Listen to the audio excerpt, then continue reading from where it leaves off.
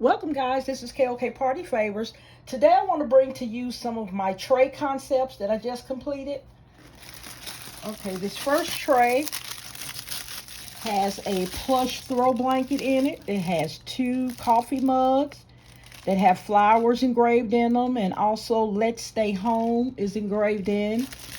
Then I have this vanilla honey candle. If you can see down there in the center, you see that silver top? That's a glass container with matches to use to light your candle.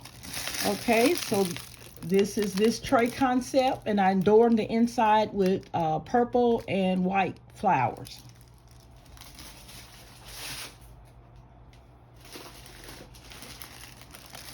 Okay guys, this next tray concept is a tie-dye throw blanket, some prayer cards. The candle is a white hydrangea and wisteria candle, and this soap is a rose-shaped soaps.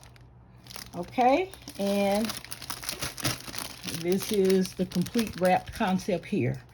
All right guys, I hope you guys like my tray concepts. Please like, share, comment, and subscribe.